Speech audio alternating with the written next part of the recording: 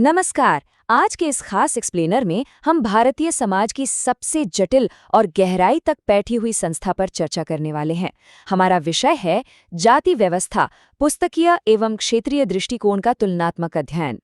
देखिए, जाति को समझने के लिए सिर्फ किताबें पढ़ लेना काफी नहीं है और न ही सिर्फ किसी एक गांव को देख लेना। प्राचीन ग्रंथों में जो आदर्शवादी बातें लिखी हैं और जमीन पर जो असलियत है, उसके बीच के संतर को समझना बेहद बेहद जरूरी है। खास तौर पर अगर हम परीक्षा की तैयारी के नजरिए से देखें तो ये विश्लेषणात्मक अध्ययन हमारे लिए बहुत सारे कॉन्सेप्ट्स एकदम क्लियर कर देगा। तो चलिए बिना किसी देरी के इस दिलचस्प चर्चा की शुरुआत करते हैं। फटाफट आज के हमारे इस एक्सप्लेनर की रूपरेखा पर एक नजर डाल लेते हैं। सबसे पहले जाति के दो मुख्य दृष्टिकोणों को समझेंगे। फिर हम देखेंगे कि पुस्तकीय विचार यानी किताबों में क्या लिखा है और क्षेत्र विचार यानी फील्ड की असलियत क्या है। इसके बाद परीक्षा के लिए सबसे महत्वपूर्ण समाजशास्त्री एम.एन. श्रीनिवास के योगदान पर गहराई से बात करेंगे। अंत में इन दोनों दृष्टिकोणों की तुलना, उनकी आलोचनाएं और आज के आधुनिक समाज में जाति का बदलता स्वरूप कैसा है, इस पर चर्चा करेंगे। चलिए खंड 1 से शुरुआत करते हैं। जाति के दो मुख्य दृष्टिकोण।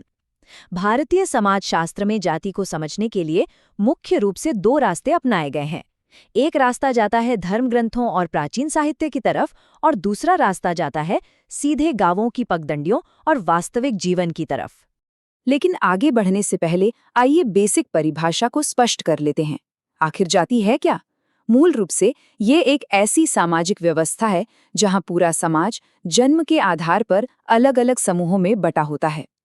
इसके दो सबसे बड़े एकेडमिक कीवर्ड्स हैं जो हमें याद रखने हैं। पहला है अंतर्विवाह या एंडोगैमी। इसका सीधा सा मतलब है अपनी ही जाति या उपजाति के भीतर विवाह करना।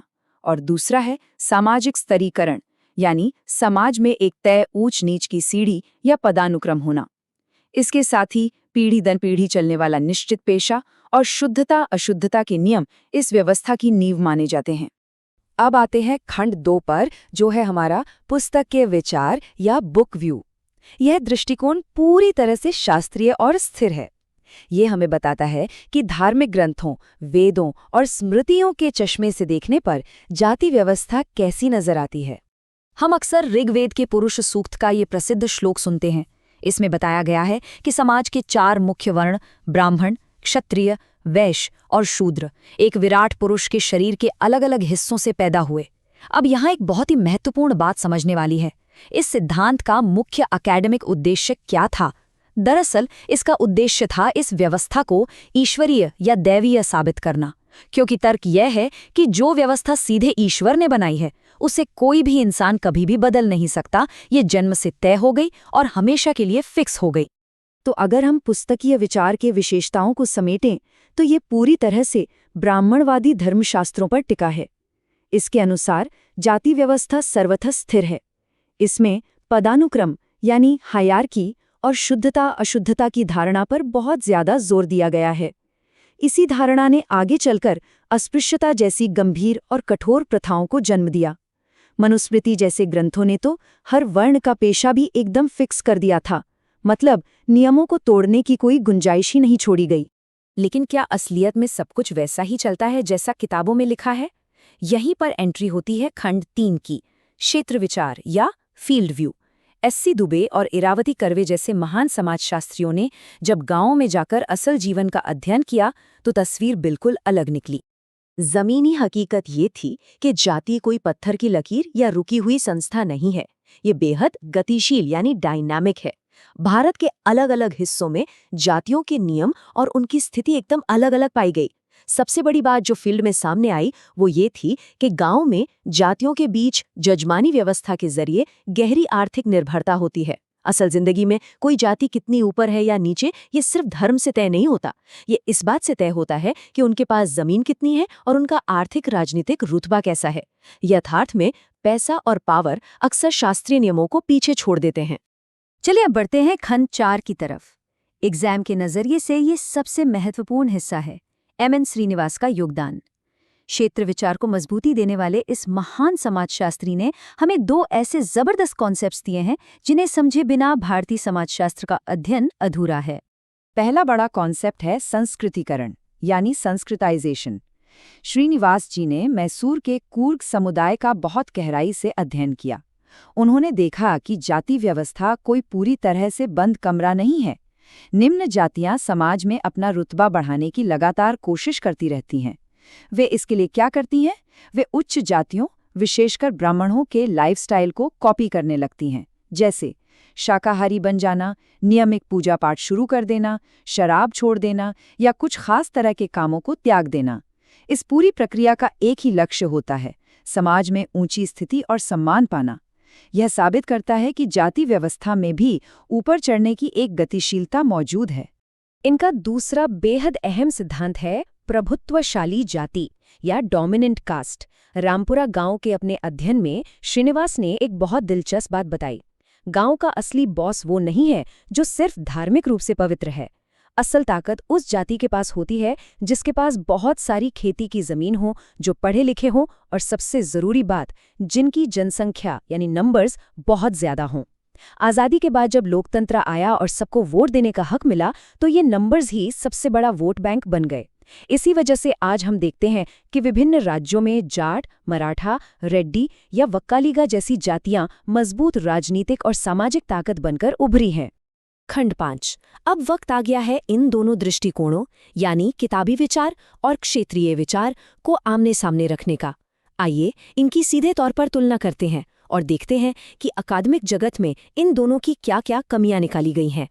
इन दोनों के बीच का फर्क समझना बहुत आसान है। ये असल में क्या होना चाहिए बनाम क्या है की लड़ाई है। पुस्तकीय विचार पूरी तरह से आदर्शवादी है। ये कहता है कि सब कुछ जन्म से फिक्स है और सबसे ऊपर धार्मिक पवित्रता है। इसके बिल्कुल उलट क्षेत्र विचार बेहद व्यावहारिक है। ये कहता है कि समाज परिवर्तनशील है और असली ताकत धर्म से नहीं बल्कि राजनीति और अर्थशास्त्र से आती है। ये जो टेबल हम देख रहे हैं, ये क्विक रिवीजन के लिए एकदम परफेक्ट है। एक तरह से इस पूरे एक्सप्लेनर का निचोड़ है। ध्यान दीजिए, एक तरफ आधार धर्मशास्त्र है तो दूसरी तरफ वास्तविक जीवन। एक स्थिरता की बात करता है तो दूसरा गतिशीलता के। किताबों में पेशा जन्म से तय है और बदला नहीं जा सकता, लेकिन वास्तविकता में फील्ड व्यू हमें दिखाता है कि लोग शिक्षा और नए मौकों के हिसाब से अपना काम बदल रहे हैं, जिसे हम पेशागत गतिशीलता कहते हैं। लेकिन कोई भी थ्योरी अपने आप में परफेक्ट नहीं होती। दोनों की अपनी अपनी सख्त आलोचनाएं हुई हैं। पुस्तकीय विचार की सबसे बड़ी खामी यह है कि यह ज़मीनी हकीकत से कोसों दूर है। इसमें ब्राह्मणवादी नजरिया बहुत हावी है और ये समाज में हो रहे किसी भी बदलाव को सीधे सीधे नकार देता है। वहीं दूसरी तरफ क्षेत्र विचार की भी कमियां हैं। आलोचक कहते हैं कि ये बहुत ज्यादा लोकल है। अब जरा सोचिए, अगर कोई सिर्फ मैसूर के एक गांव का अध्ययन करे तो क्या उसके आधार पर पूरे कश्मीर से कन्याकुमारी तक फैले भारत की विशाल जाति व्यवस्था का फाइनल रिजल्ट निकाला जा सकता है? बिल्कुल नहीं। ये ऐतिहासिक नजरिए को थोड़ा नजरअंदाज कर देता है। अब आते हैं हमारे आखिरी और सबसे प्रासंगिक हिस्से पर। खंड 6। आधुनिक समाज में बदलती जाति। आज के इस वैश्वीकरण, औद्योगीकरण और लोकतंत्र के दौर में जाति व्यवस्था का स्वरूप कितना बदल गया है, आइए इसे समझते हैं। यहाँ एक बहुत ही दिलचस्प और सोचने वाला सवाल उठता है। आज के आधुनिक भारत में ये किताबी या क्षेत्रीय बातें कितनी मायने रखती हैं? क्या आज भी हमारा समाज उन पुरानी किताबों के हिसाब से चल रहा है, या फिर आज की आधुनिक राजनीति, शिक्षा और अर्थव्यवस्था ने इस पुरानी व्यवस्था का पूरा ढांचा ही पलट कर रख दिया है? इसका जवाब हमें हमारे आसपास के बदलते माहौल में ही मिल जाता है। आज का यथार्थ ये है कि जाति अब सिर्फ धर्म और पूजा पाठ से जुड़ी संस्था नहीं रह गई है। ये एक बहुत बड़ी पॉलिटिकल आइडेंटिटी बन चुकी है। छुआछूत जैसी कर्मकांडीय कठोरता तो बहुत कम हो गई है, लेकिन जातीय एकजुटता, वोट बैंक और आरक्षण के आंदोलनों के लिए पहले से कहीं ज्यादा मजबूत हुई है। इसके अलावा शिक्षा और औद्योगीकरण ने खेल के नियम पूरी तरह बदल दिए हैं। अब ऐसा नहीं है कि कोई विशिष्ट काम सिर्फ एक ही वर्ग करेगा। आज प्रशासन से लेकर बड़े बड़े उद्योगों तक में समाज के हर वर्ग, विशेषकर दलित और पिछड़े वर्ग की अत्यंत महत्वपूर्ण और सक्रिय भागीदारी है। इस बदलाव को हम पारंपरिक सिद्धांत और आधुनिक यथार्थ की तुलना करके साफ देख सकते हैं।